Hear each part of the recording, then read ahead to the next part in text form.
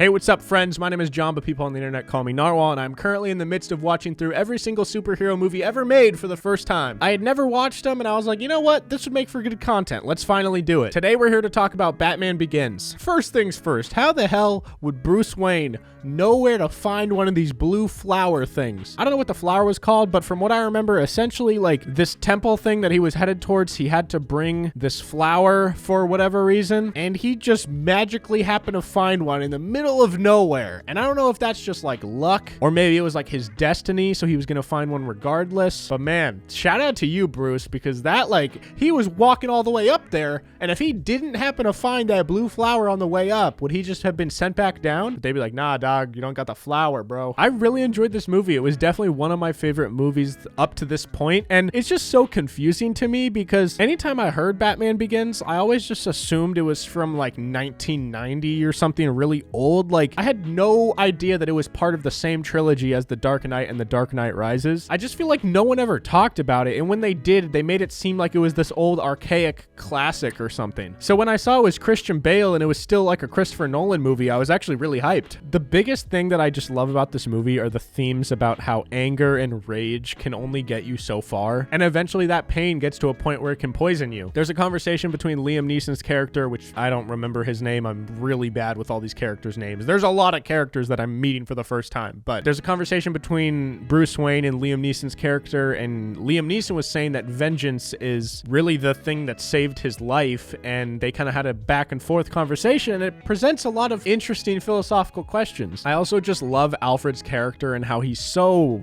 honest and just truly trying to be helpful. You get absolutely no sense from him that he wants, you know, anything extra or that he has any hidden agenda or that he's doing it for the money. Like, it literally just seems like he just cares about Bruce Wayne as a person and has just always been there, and I love that. This film presents a lot of just interesting questions about justice versus revenge and like what is what, and do you actually know what you're trying to do? Like, are you trying to get justice or are you just going out there to get revenge? Because those are very different, but a lot of people get them confused. Something that I've never really understood about the Batman movies, because I've already watched like the original franchise, right? But it's so interesting to me that they made one of the biggest superheroes in the world, they made him like a trust fund kid, and that definitely plays a large part into his personality and persona. And I don't know, it's just so odd to me that Hollywood or the industry or, you know, whoever created him, that they wanted to make a trust fund kid like someone who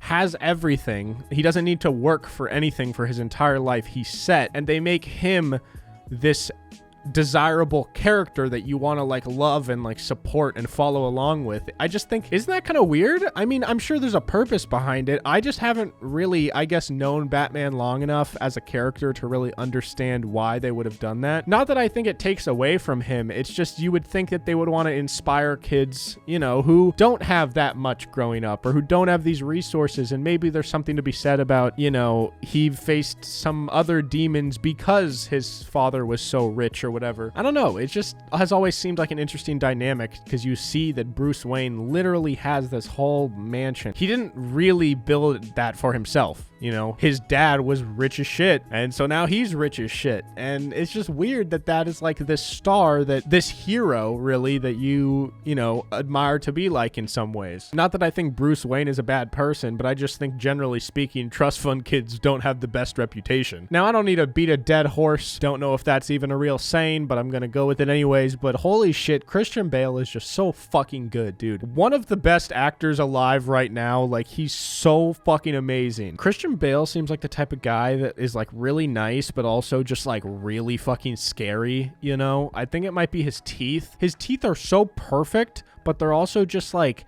I feel like when he smiles, he's the type of guy who, like, he might have a dungeon in his basement, but it's like a cool dungeon and you gotta like get in, like you wanna, it's like a bar, but it's a dungeon. So like he keeps you there, but you wanna be there and everyone wants to be there, but it's not really public, because if it was public, he'd get arrested and go to prison. But like all the cool people want to get to be invited to be his dungeon people, you know? But I'd love to meet him. Christian, come on. I'd come on a video, dude.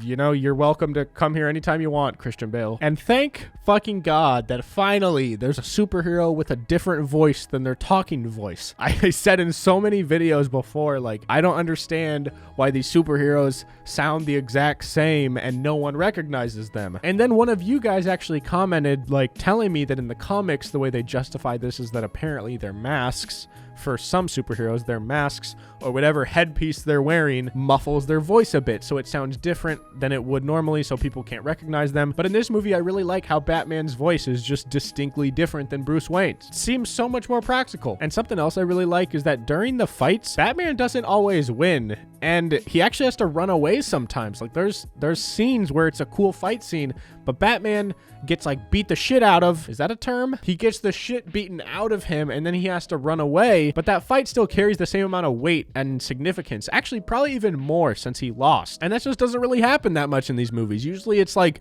they go to one battle, they win and they get some progress, then they come back, then they go to another battle, they win and something else happens, and then they go back and then they win the final time. But this one, you know, Batman's just a dude, and sometimes he doesn't have the best circumstances, and then he's got to go regroup and figure out how to do it better next time. Here's another dumb rant incoming. I absolutely fucking hate in movies when people are talking on the phone, right? They got the phone up to their head, they're talking how you normally would, saying their line, and then 2 seconds later they respond as if the person on the other end of the phone had enough time to even say more than like 3 words. And it's so dumb because they respond with a sentence that clearly is addressing a more complex sentence than the 2-second gap you had in between your first line. You know what I'm saying? So it's like, oh, hey, Jerry, where are the suspects? Like, I just got out of my car. We're like, what's the update?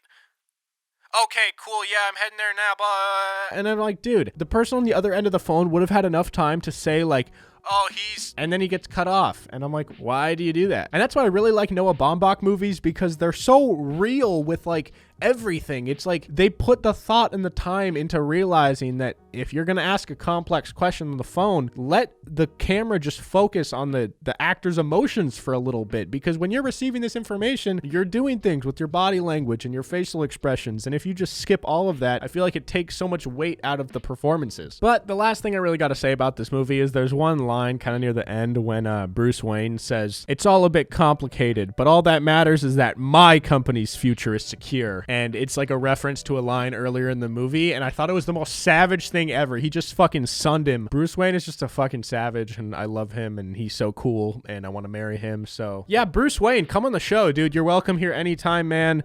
I got my boy Christian Bale, who actually RSVP'd, who said he's down to come. So Christian, oh fuck, Batman, anytime, you know, come on over. There you go. It was a pretty solid movie. I gave it an 8 out of 10. I will stick with that, but I think when I'm done with all these movies, I might have to bump it up to an 8.5 or a 9, but I'm gonna be cautious here for now. So anyways, thank you all so much for watching this video. If you enjoyed it, be sure to drop a like and leave a comment down below. Subscribe if you're new, and if you like my videos and you want more content, I have a podcast called Peak to Middle School. I like to plug at the end of all these videos. It's really fucking awesome. There's full video versions of it on YouTube. You can go subscribe. It's all linked down below. It's with me and my buddy Kyle, and if you like the type of stuff we talk about here, I definitely think you would like Peak to Middle School, so go check it out. Michael Jackson's also not a rock star. But like in the general sense of He's the not word. a rock star. He's a pop star. He's a pop icon. He's the king of but pop. when I think of he's rock dead. star, like a rock star is a full encompassing term for like. Kanye's not a rock star.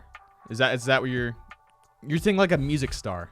Rock star is the rock music star. Rock star. Yeah, no, like I get what rock star means. Stars. I get what it means. But Post Malone Not is a rock star. No, he's not. No, but rock star is like a term that is deeper than just rock music. Like a rock star is like, oh, like you're a rock star. You know? This is the worst explanation. A rock star is like, you're a rock star. Yeah, like rock stars transcend genres. No. I would even go as far to say, like you said, you think Pink is a rock star? So what? I'm still a rock star. Yeah. I don't think. Well, she kind of does rock music a little bit. She might be a little. She's a kind of a rock star. Anyways, guys, I'm gonna go watch The Dark Knight. Have a great day. Peace out.